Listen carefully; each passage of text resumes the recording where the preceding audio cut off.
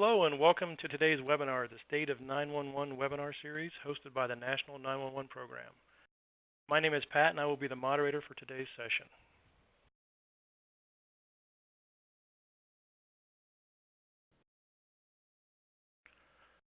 The webinar series is designed to provide useful information for the 911 stakeholder community about federal and state participation in the planning, design, and implementation of next-generation 911 systems. It includes real experiences from leaders overseeing these transitions throughout the country.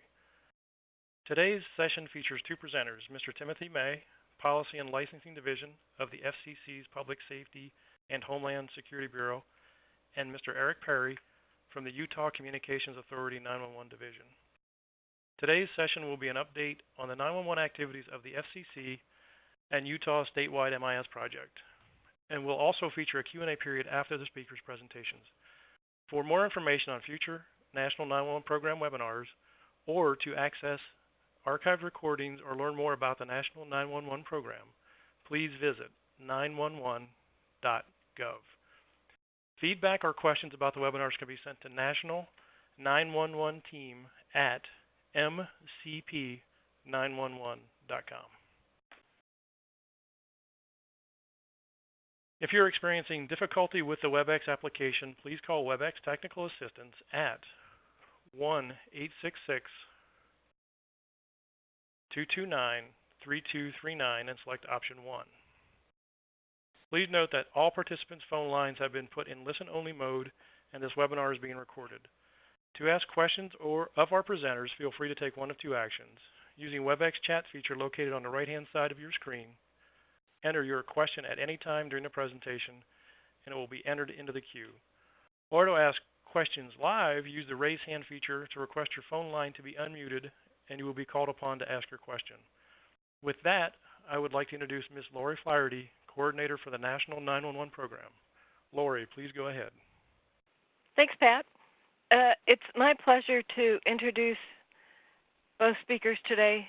And our first speaker is Mr. Tim May, who is the E911 NG911 Projects Manager for the Public Safety and Homeland Security Bureau at the Federal Communications Commission.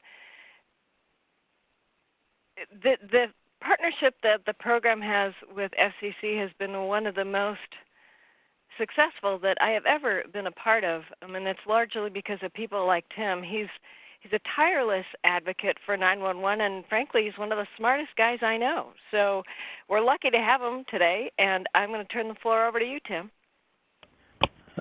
Thank you, Lori, for that very kind introduction, and I want to thank Pat and Sherry, too, working behind the scenes.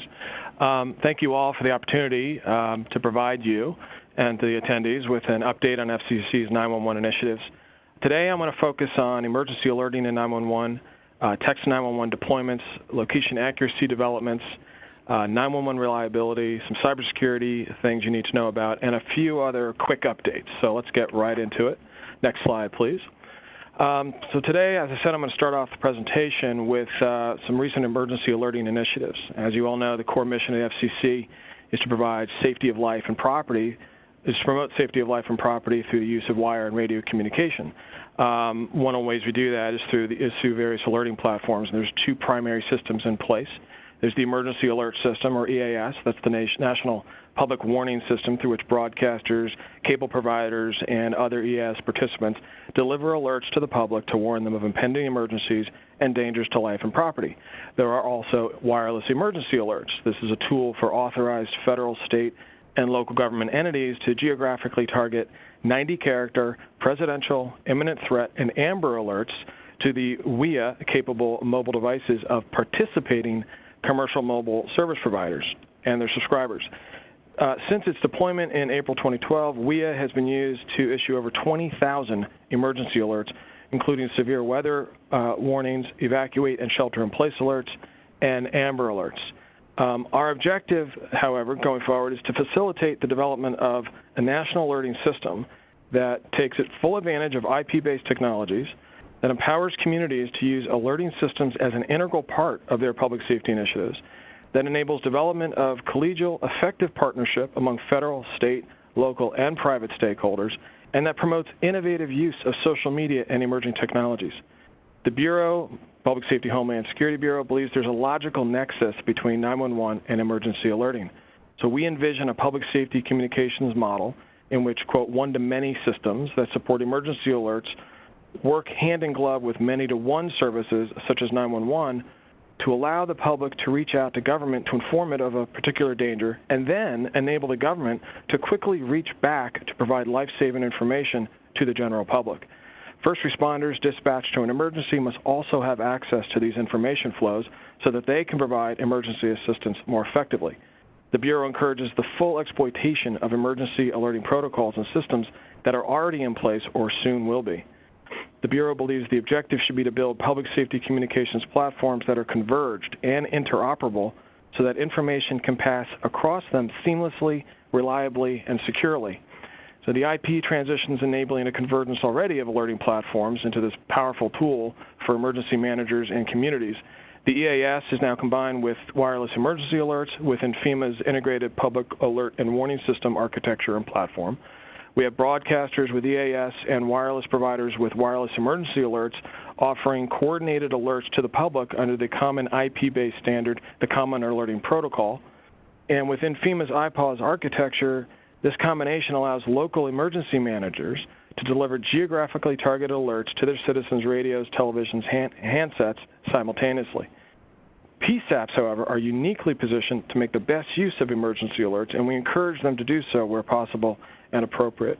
And I'm just going to run through some recent FCC action that's in support of this mission. In June 2015, the Commission adopted the EAS 6 report and order that improved operation and exercise of EAS by adopting a nationwide location code and test code, and it adopted minimum accessibility requirements.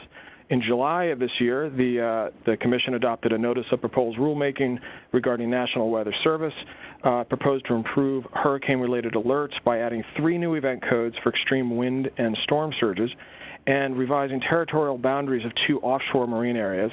The comment period for that closed at the end of September. And then just in November 19th, the Commission adopted the wireless emergency alert notice of proposed rulemaking with some revisions to really beef up the ability of WEA to alert the citizenry. First, the proposals would improve the clarity of the messages. So message length is proposed to go from 90 characters to 360 characters. We proposed a new class of WEA alert, the so-called Emergency Government Information Alert, to allow emergency managers to send action-oriented advisories to the public. For example, something as simple as where to find clean water following a hurricane or major storm. A third area there is the embedded references. The proposal would allow for the provision of phone numbers and URLs in WEA messages, and we also see comment on the inclusion of multimedia and multilingual alert content and messages. Right now, our rules limit WEA alerts to text only.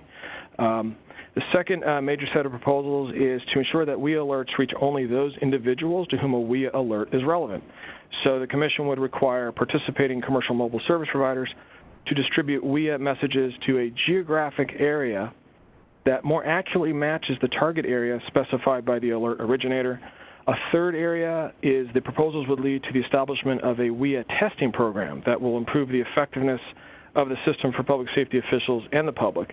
In particular, we'd like to establish requirements and procedures for state and local emergency managers to test the WEA infrastructure in order to promote confidence that the system will work as intended when needed, and also would allow regular exercises designed to improve alert originator proficiency. Comments on that proceeding are due January 13th next year, and replies will be due February 12th.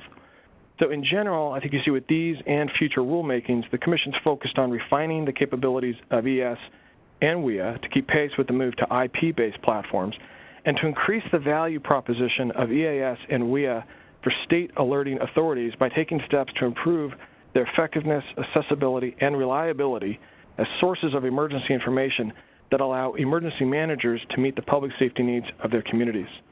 Next slide. Since the Commission adopted text to 911 requirements in 2014, we've seen a steady adoption of text by PSAPs. As of today, approximately 465 PSAPs have registered with the FCC as text capable.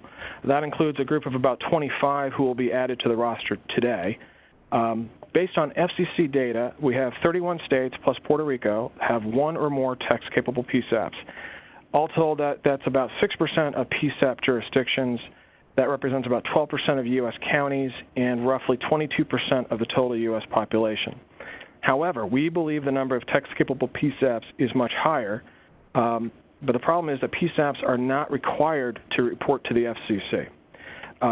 We have, however, some information from two major text control center providers that informally report a larger number of PSAPs that are receiving text or in the progress of being text-capable in the short term, suggesting that somewhere between 900 and 950 PSAPs are text-capable or on the path to being so. And that's a significant difference from what we show on our website. So further work is needed to reconcile our registry with TCC's, the Text Control Center provider's data. But again, our registry only reflects what PSAPs have directly told us. We continue to encourage text-capable PSAPs to register with the FCC, even if they have already notified service providers directly, as they are allowed to do under our rules. One thing in the offing, we do intend to soon publish a beta map of Text 911 availability. It's going to have more of a consumer focus. Those of you who may have seen our Text 911 registry, it's really geared towards notifying service providers as to data notification, the compliance date 6 months later, and the point of contact information at the notifying PSAP. Next slide. In January, the Commission adopted the fourth report and order in its location accuracy proceeding, establishing new location accuracy benchmarks for indoor as well as outdoor wireless 911 calls. To recap, the order encourages development of new location technologies that will provide dispatchable location as an alternative to coordinate-based location. It adds vertical location requirements to the horizontal requirements. Deployed technologies will have to have been tested and vetted in an independent test bed in order to count towards the benchmarks. Compliance with accuracy standards will be measured based on live 911 call data. So in the 11 months since the Commission has adopted these rules, we've definitely seen some positive developments. To start, the rules received approval from the Office of Management Budget on August 3rd for compliance with the Paperwork Reduction Act. Sounds horribly bureaucratic, and it is, but it's an absolutely critical step. So that means that all of the rules are now in effect, and as described in some detail on the slide, we have specific dates by which providers must meet the order's requirements. So, for example, the location accuracy test bed must be implemented by next August. Nationwide providers must provide initial implementation plans and progress reports by February 2017. And the two-year accuracy benchmark, the first one that carriers must meet, will occur in April 2017. We've also been in close contact with the carriers about their progress implementing their roadmap plan. These are the commitments that are not specifically captured in the FCC's rules. Most importantly, two key RFPs, requests for proposal, have been issued with respect to the indoor location test bed and the National Emergency Address Database, or the NEAD. I've provided links on the slide to those RFPs. I encourage you to review them. There's still plenty of work to be done, but we see this as definitely getting ready to move into 2016 and make some substantial achievements. One last comment regarding the National Emergency Address Database. We encourage public safety entities to participate early in the development of the database and in ensuring that the database reflects the best access points available in your community when ultimately deployed. Local knowledge of building clusters, multi-tenant communities, universities, sports complexes, transportation systems, and major retail destinations, to name a few, they should be leveraged early on to ensure that wireless providers are cataloging the most important areas in your community in the NEAD. Another important effort underway, but not specifically laid out on that slide, is taking place under the auspices of the Communications Security, Reliability, and Interoperability Council, a federal advisory committee now in its fifth charter period.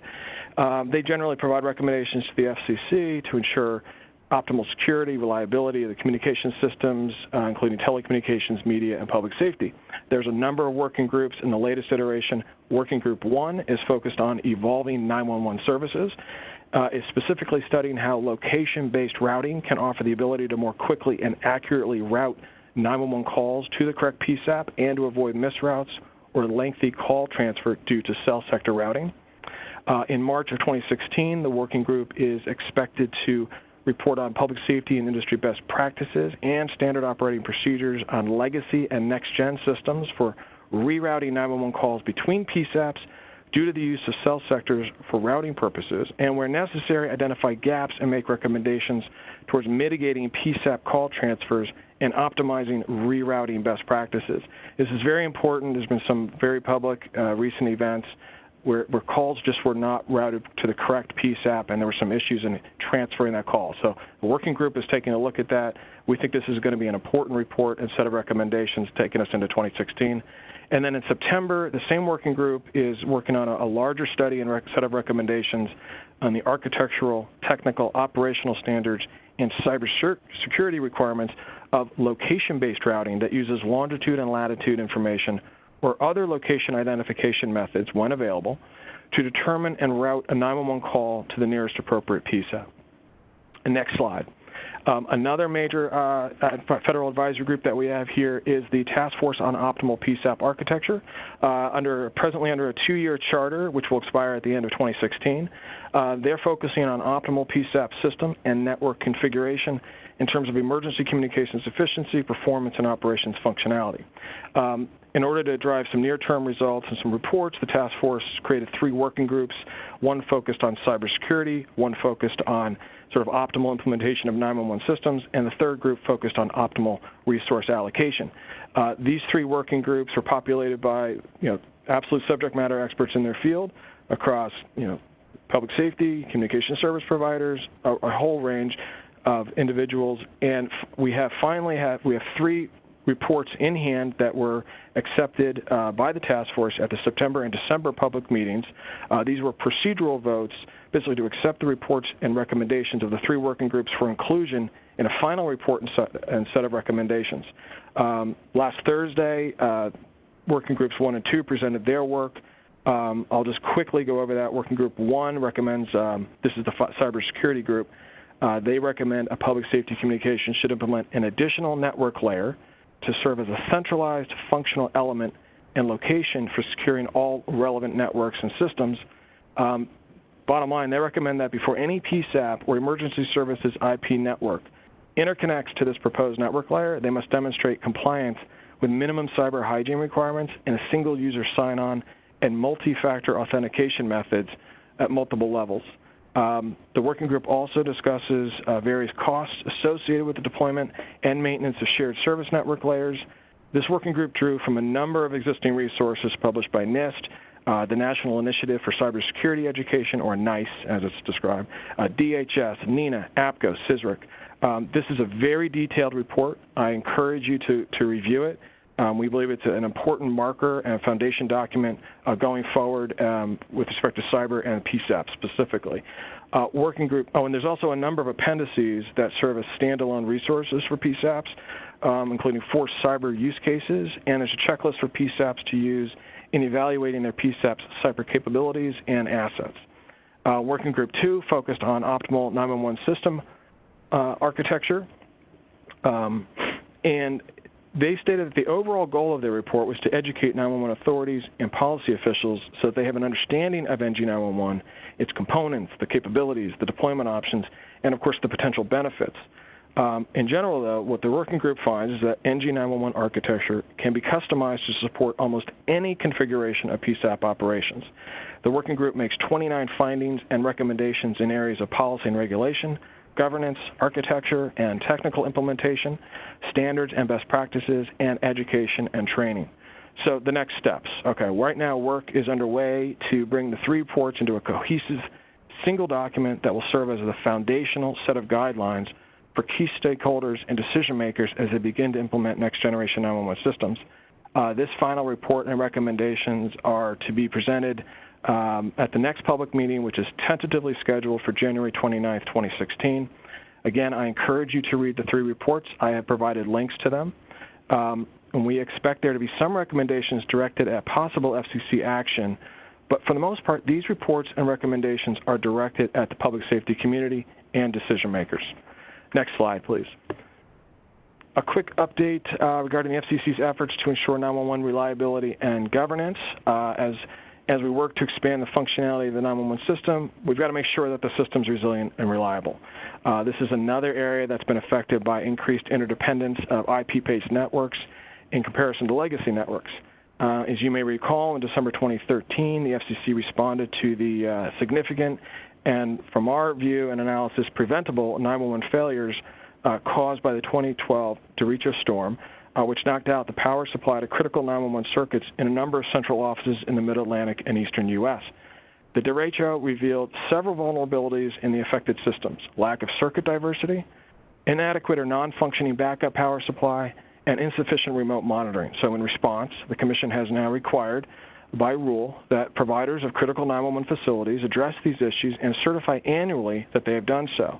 Now, these rules apply to so-called covered 911 service providers. This is the set of providers that, any entity that provides 911, E911, or NG911 capabilities, such as call routing, ALI, ANI, or the functional equivalent of those capabilities directly to a PSAP, statewide default answering point, or appropriate local emergency authority.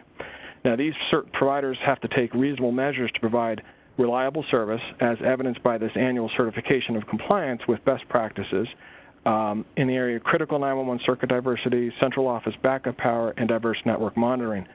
The initial certification filings demonstrating substantial progress in compliance, those were due October 15th of this year.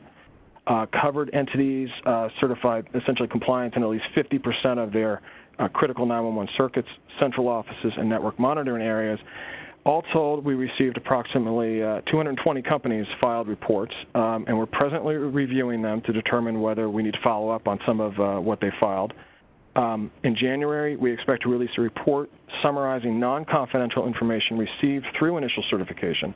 But beginning October 15, 2016, full annual certifications of 100% compliance with each element will be due. A quick note, also in November 2014, the FCC released a notice of proposed rulemaking seeking comment on additional proposals to improve NG911 network reliability in cooperation with state and local partners, including PSAPs. In that NPRM, the Commission proposed to expand the 911 reliability rules to cover additional entities and network reliability practices, to require public notification for major changes in multi-state 911 networks and services, and Commission approval for discontinuance of existing 911 services. It would require a company seeking to provide new 911 capabilities to certify as to their technical and operational capability, and it would clarify the responsibility for situational awareness and coordination with other service providers in the event of a 911 outage. We've received extensive comments, as you can imagine, in response to the NPRM. Some of them express support for improving 911 reliability, but there are a number of concerns with the specific proposals. That proceeding remains pending. Next slide. Just as natural disasters and software failures can disrupt our communication systems, so too can cyber attacks.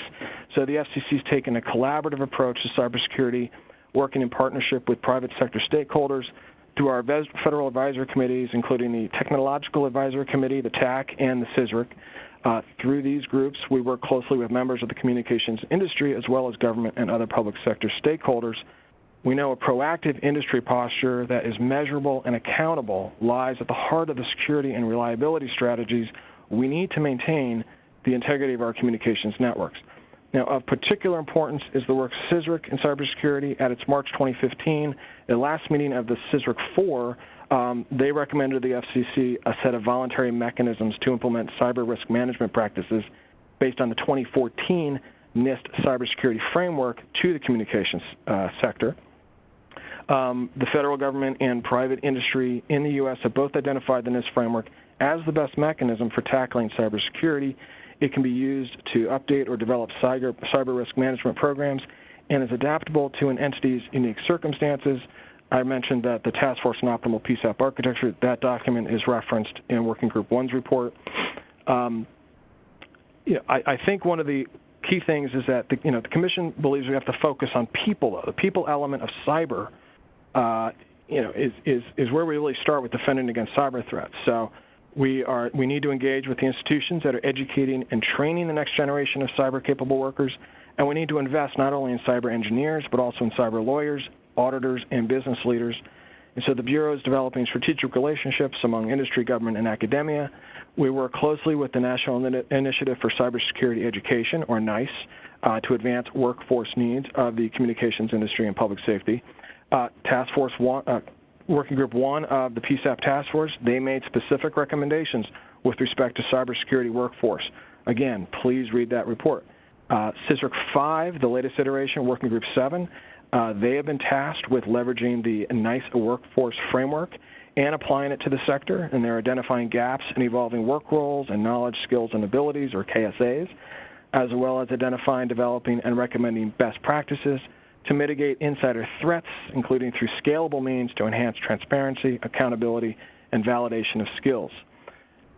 3 more quick topics to bring us up to date. It's going to be 911 apps, the FCC's annual 911 fee report, and the new Public Safety Support Center, and then I'm happy to take your questions. So let's go to the next slide. So the Commission's hosted a workshop in May of this year on the use of smartphone applications in the provisioning of 911 service. Smartphones and smartphone apps, they have become central to the daily lives of many millions of Americans. I mean, there's just no denying it. And it's the reliance on apps for everyday needs that has the potential as well to change the way Americans access emergency communications. Most 911-oriented apps are focused on campus and enterprise environments, but some developers are working on apps that provide broader 911 functionality. One area that is showing promise and is critical is the provision of enhanced location information for 911 calls. So we expect to see a lot more activity in this space as 2016 unfolds.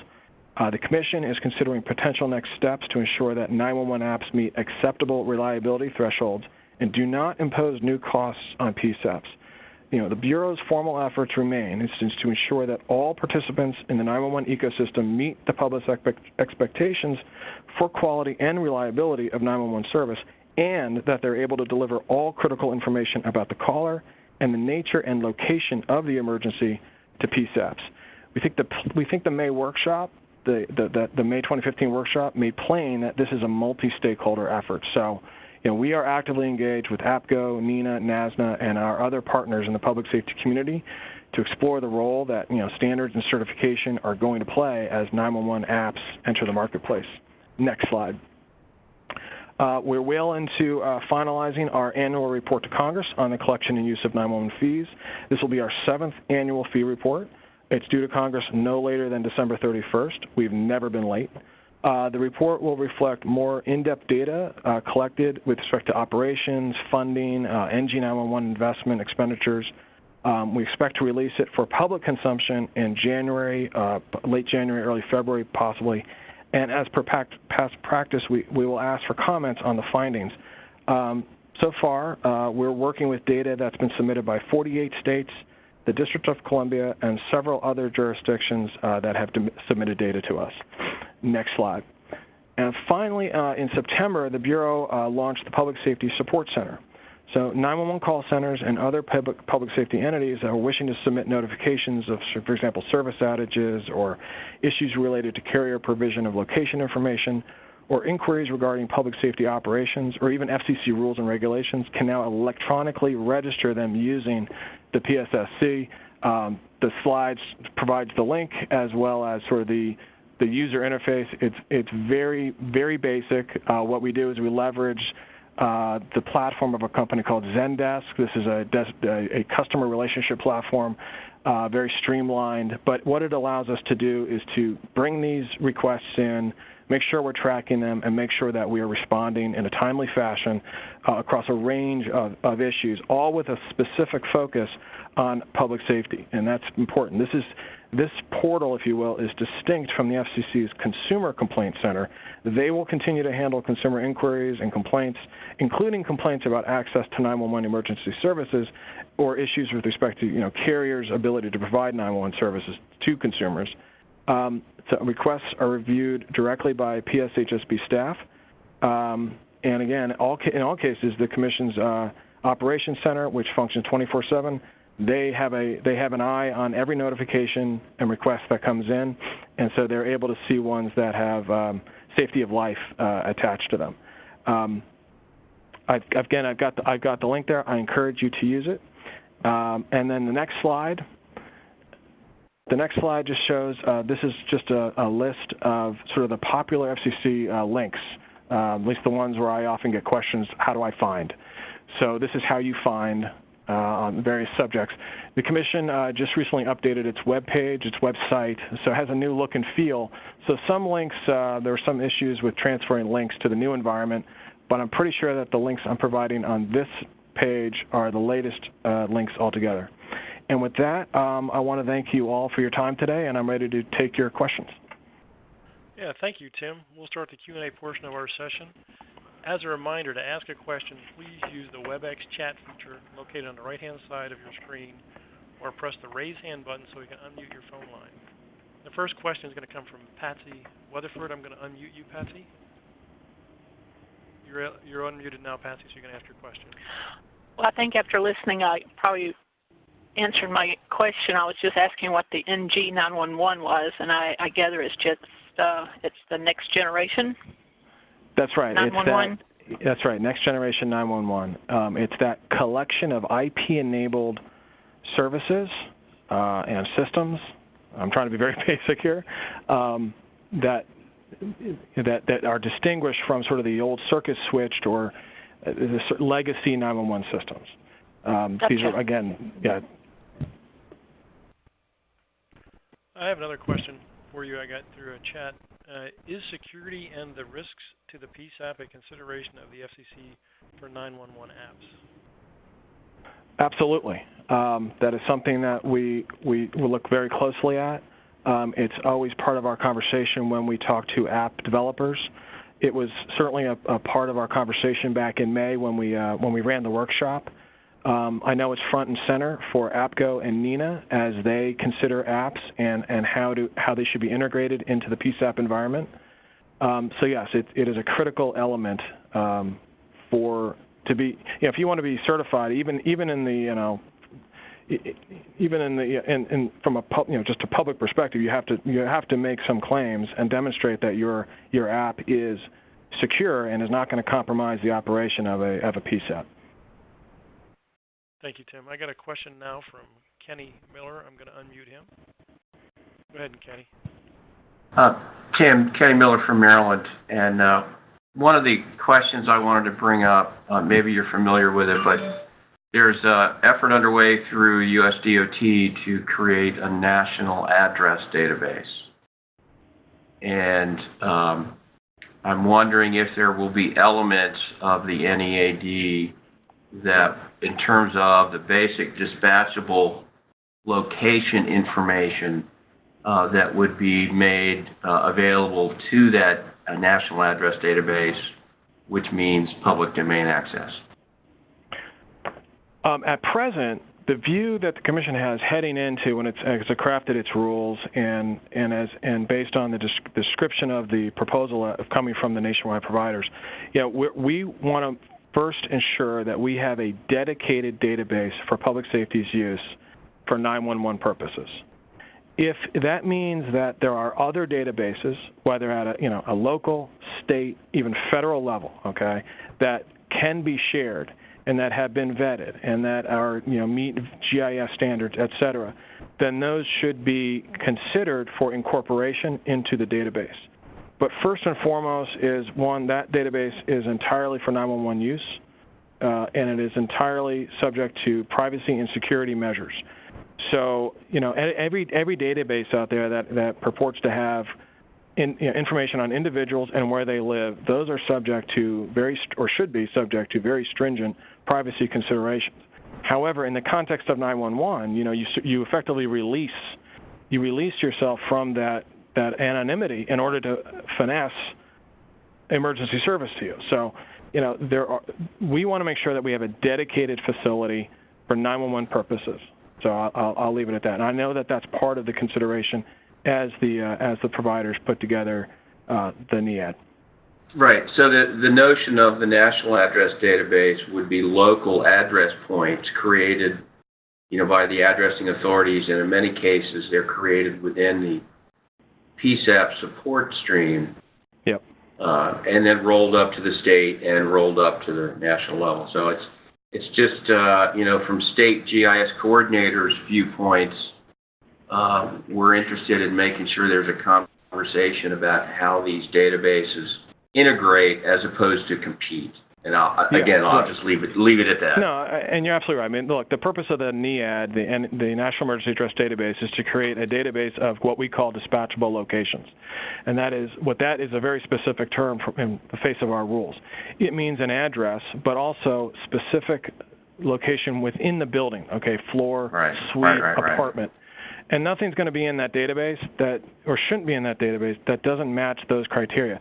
And the reason I say that is because if service providers want to meet our particular benchmarks and they're going to point to the provision of dispatchable location, it's not going to be enough to provide XY.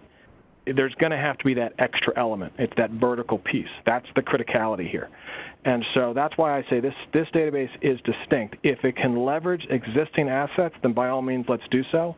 But you know what? We're trying to capture that set of Wi-Fi nodes, Bluetooth nodes, what have you, that have been vetted and that meet the criteria for provision during a 911 call.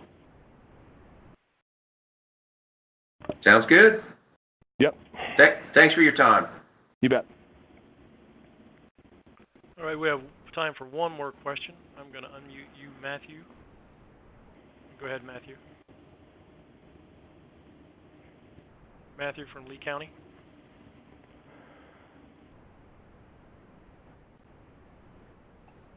I am not hearing you, Matthew. So. Well, this is Tim. If he wants to shoot me an email with his question, I'm happy to take it as well from anybody who's on today's call. All right, I'm going to hand it back over to Lori so she can introduce our next presenter. Thanks, Pat. Our next presenter is Mr. Eric Parry, who is the State 911 Program Manager from the 911 Division of the Utah Communications Authority. I don't know a lot of people that work as hard as Eric, certainly nobody that works harder than Eric in terms of, making sure that the citizens that he serves have what they need to call 911. Utah's lucky to have him, and so are we. So, Eric, the floor is yours. Well, thank you very much. Can you guys hear me okay? Loud and clear.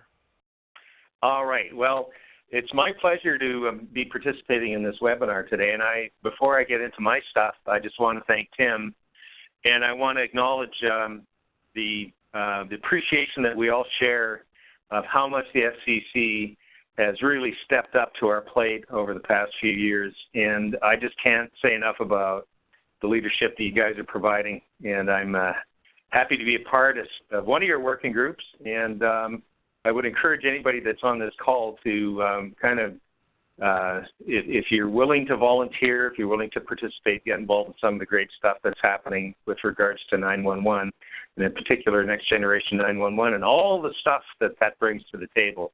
It's really quite both overwhelming and exciting at the same time. So I'm going to talk a little bit today. If you go to the next slide, please. And by the way, just so you guys all know, we're digging out of a big snowstorm here. I have no internet. It was one of those mornings this morning, but it's public safety. Things have a funny way of working out. So what I'm going to talk about today is an MIS system that we've adopted here in the state of Utah. It's called ECaTS, and you can see it stands for Emergency Call Tracking System, and it's an enterprise system. All our data is collected on a continual basis from every PSAP in the state. It's done through a module called the RDDM, which connects to our 911 call processing equipment. And when I arrived in the state, when I got this job back in 2012, ECaTS had been in place here for a year and a half, and it hadn't been used much. So, and I recall, I think it was a NENA conference in Long Beach where I saw a presentation done by ECaTS about how it absolutely revolutionized and reduced call transfers of 911 calls in the state of California. So I was a little intrigued as to what this thing did. And I equate it, I love to beachcomb, I love to walk down the beach, and ECaTS is it's like a whole bunch of little rocks and things on the beach, and you go over and you look under one of these rocks and all the little critters go in about 800 different directions. ECaTS is like that. It touches absolutely everything that we do. And, we ask the PSAPs to sign disclosure agreements and have a user, everybody that accesses the system, they have an account. And so we control it like that. But fundamentally, all the information for every PSAP in the state of Utah is available to anybody who's on the system, should they choose. As the 911 program manager, I get reports on a daily basis that are automated and generated from ECaTS that essentially gives me a 40,000-foot view of the health of 911 in this state. So I'm going to talk a little bit about kind of how we've evolved here in the state. We have we have a state agency called the AGRC, and if you were to Google Utah AGRC, that stands for Automated Geographic Reference Center. We have worked hand in glove with them to get ready for next generation 911, and ECaTS has played a huge role in that. The AGRC has created 2 million address points in the state. And assigned an X and Y. I know Tim says we need to assign the Z. Well, things are pretty flat here in Utah for the most part, so we're not too worried much about the Z. Just kidding, Tim. But we've got 2 million address points that have been created by the AGRC, and as we migrate towards next generation 911, for those of you that are not sure about what next generation 911 is, it's kind of a fuel-injected 911 system. Works on IP delivery on what we call ECaTS, which are emergency services internets kind of thing. And everything we do, everything to do with next generation 911 relies very heavily on GIS. So when we have our ECaTS system, we have AGRC, we have the PSAPs that are participating in looking at all things to do with 911 call handling, call processing, and that kind of thing. So if you can move to the next slide, please. What I'm going to talk about is some of the ECaTS reports, kind of get into this a little bit. Like I said, when I first came into this position, ECaTS wasn't used much at all, if maybe by a handful of PSAPs. We have 38 PSAPs in the state, and that includes 32 primaries and about 6 secondaries. And so we have an ECaTS box in every one of those. So we can get into all kinds of data. And I mentioned earlier a report that is generated to me on a daily basis. So I get an email every day at 4:30 in the morning, and it lists all the activity for the PSAPs. And on this slide, you can see here's an example of the Valley Emergency Communication Center, which is our largest center in the state of Utah. And you can see that if you look, there's a date up there. This is the actual report from December the 9th.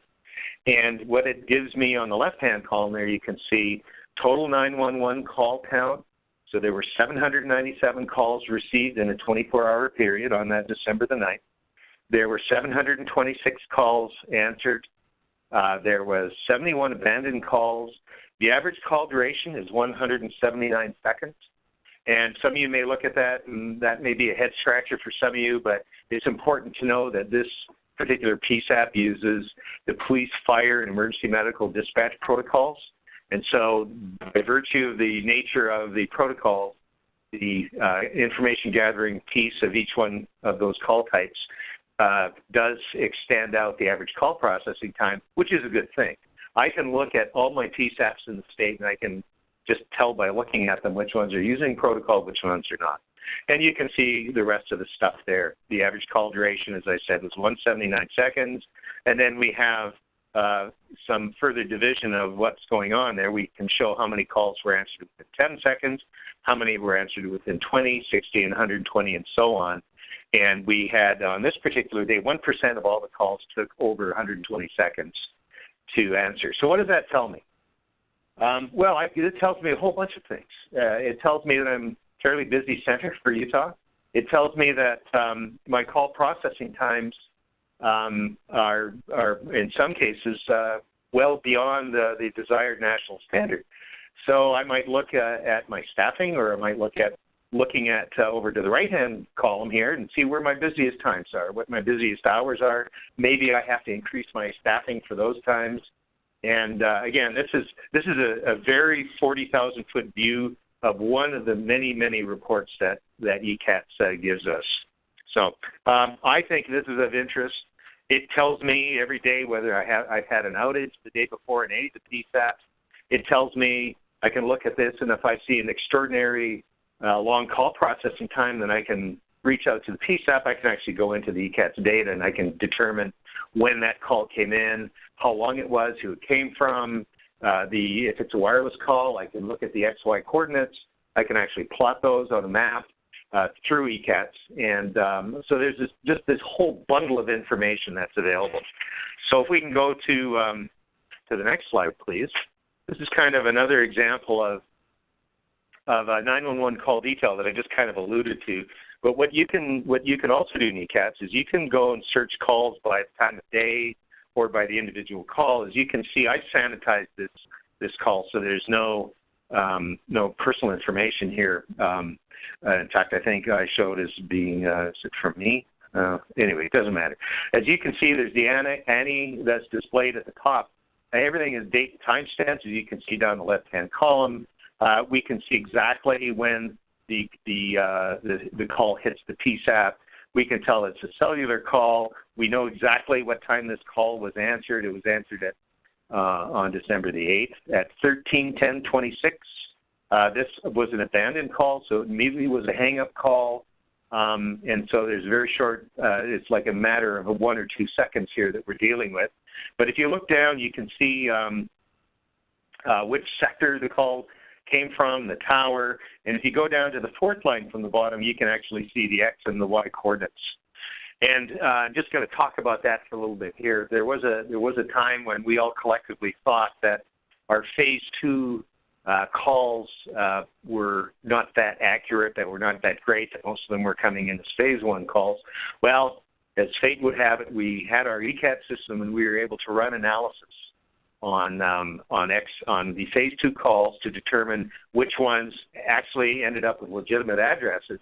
And as it turns out, we looked at calls that went beyond 30 seconds, and to our pleasant surprise, we found that well over 90% of our wireless phase 2 calls were plotted correctly and were relatively accurate in the grander scheme of things. So there's another example of 911 call detail. So if any of you are involved in 911, if any of you are running PSAPs, if any of you, and I will say that, historically we in 911 haven't done a great job at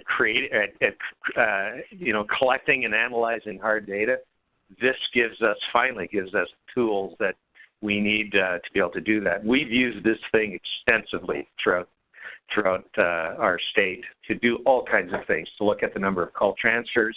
We're presently right now engaged with our 4 big wireless providers to get the routing sheets for all the PSAPs, and we're going to be, along with our friends at AGRC, we're going to be doing a statewide analysis of every cell tower, every cell sector, and where those calls are being routed to. And we can actually do that by plotting calls on a map, which I'm going to show you here in a minute. So if you go to the next slide, I think this is worthy of mention. Texting to 911 is a very new thing. It scares the crap out of most PSAPs. You're not sure whether they want to do it. And, is it going to kill us? What's it going to do for training? What do we need? How are we going to get our arms around this whole texting thing? Well, ECaTS, to my pleasant surprise, again, I'll use that cliche, have come up with a complete SMS reporting feature in their system. And it's we're just starting to implement Text 911 here in the state of Utah. I haven't used this much, but I thought it was worthy of mention. And if you look down, I don't know how well you can see this on the slide, but you can see all the examples of the call, of the reports that are available through ECaTS, and you can see them there. The messages per hour, messages by carrier, messages by operator, and so on down the line. I'm not going to read those all to you. You can see them, but this is a very powerful system, and I have to say, even after 3 years of using it, we really scratched the surface of what it can do. There are just so many things that is available to you. Now, how am I doing for time here? Let me see. Ooh. Okay, so let's press on. Next slide, please. Again, I don't know how well you can see this. It's a map, and all those little diamond shapes are cell calls, wireless cell calls that have been plotted. And the two black lines there, the one that goes straight up and goes off to the lower left-hand corner of this map here, that it would be considered the location of a tower and a tower face. So what we can do with ECaTS and the call data that comes along with a wireless call, we can actually plot, first of all, where these calls are coming from in an XY geographic scenario. We can also look and see which sectors are that these calls are arriving at the cell tower, and we can even get down to see which PSAPs these calls are being routed to. And one of the things we did here in the state about a year and a half ago is we plotted call transfers, the number of call transfers in Utah, and we transferred. We looked at calls that were transferred more than twice. And if you go to the next slide, you can see, this is a great example. You can see that Eric Parry was the caller, so I've sanitized this a little bit. But this is an example of a 911 call that arrived at Clearfield PD, which is one of our primary PSAPs. It then got transferred to Davis County Sheriff. It then got transferred back to Clearfield PD, and then it got transferred back to Davis County Sheriff. So we have a 911 call that was transferred 4 times between the same PSAP. So this is a classic example of if I was running a PSAP and I saw this kind of thing happening, I'd go, okay, what was going on with this call? Why was it transferred 4 times? Was it the nature of the call? Was it a call that couldn't be determined exactly who it belonged to? Was it a call that had been misrouted? As it turns out, this was part of a much bigger picture. There was a cell tower that was completely in the wrong, in a county, in one county, that was every 911 call that was received by that cell tower got transferred to the wrong PSAP in a completely other county. So this is one of the major tools. We had a huge problem here with call transfers, way too many. So that's one of the things that when we ran this report and we looked at call transfer frequency, we said, okay, we got to do something about this. And that has led to this study that we're about to embark on, where we're going to get the routing sheets from all the PSAPs. We're going to sit down with AGRC. We're going to plot all where these calls are coming from and where they're going, and we are going to get our arms around everything that's wireless in this state and make sure those calls are being routed to the appropriate PSAP. Next slide. Okay, another great thing we were able to do, of course, we have the politicians are breathing down our necks as to efficiencies and how many PSAPs do you have, and what is it costing the state to fund these PSAPs and the whole thing. So we ran a report that showed cost per call, and this is no secret. This is all public record. But this is one of the things we were able to do with the data from ECaTS, coupled with the money that we've spent over the past few years on our various PSAPs throughout the state. And this is a classic example, cost per call, where we have the University of Utah Police Department on the left there. Look at how much each call is costing. They don't get very many calls there, so they might get maybe 4 or 5 calls a week, not actually legitimate 911 calls. So and so then we go from the left-hand side of this bar graph all the way down to the far right-hand side, and you can see that our DPS Salt Lake Communications Center has the lowest cost per call, and then we have everything else in between. So again, I can't overstate how valuable this kind of information is. And as I said earlier, we have not been the greatest at being able to gather hard data, hard information with regard to everything we do. And I've been at this a long time. I know how we used to. We say, oh, we're really busy. Well, how busy are you? Oh, we're really, really busy. Well, now we can pull information per PSAP, per hour, per minute if we want, on call volumes, call processing times, how long the calls are taking to process, where they're coming from, whether they're being transferred. There's just a whole bunch of information that's available in this management information system that we use here in Utah. And I can tell you right now, I've had other states reach out to me and ask me, they're contemplating doing the same thing that we've done here. And I, of course, you know what I would tell them. And as it turns out, there are states now that are moving forward with statewide MIS systems like this, and in particular ECaTS. And I know North Carolina is doing it. There's a few others that have stepped up to that plate. So anyway, I think I'm almost out of time here. I want to thank Sherry and Lori for that. Lori, great introduction. Thank you. I don't deserve it, but thank you anyway.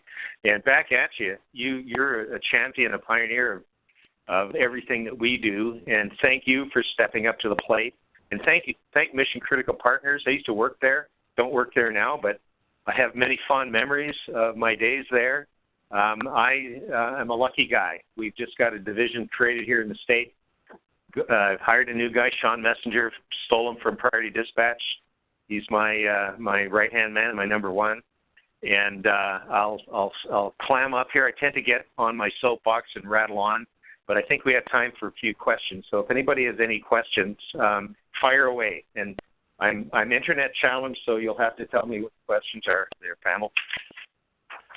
Yeah, thank you, Eric. We'll start the Q&A portion of the session now. As a reminder, to ask a question, please use the WebEx chat feature located on the right-hand side of your screen, or press the raise hand button so we can unmute your phone line.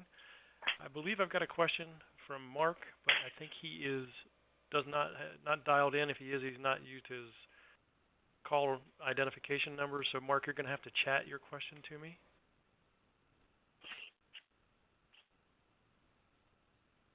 I don't see any other questions right now until we got a question from Kenny Miller. Just a second, Kenny. All right, Kenny, you're unmuted.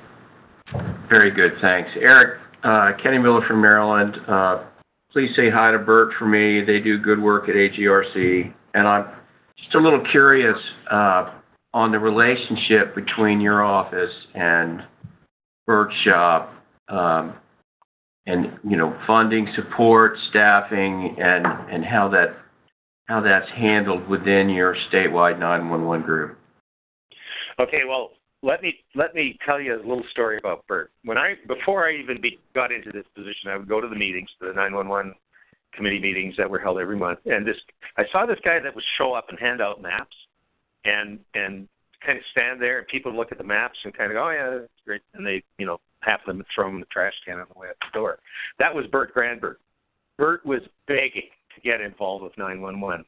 Not to mention the fact that we actually fund 1 cent from every access line goes to AGRC. Now, it's not a lot of money, but it's our relationship with them that has changed everything.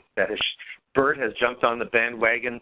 He's, we're looking at this whole national address database thing.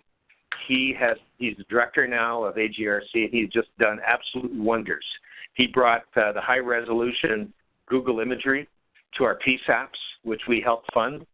And the things and the leadership that they have shown in conjunction with our MIS system and all the PSAPs cannot be overstated.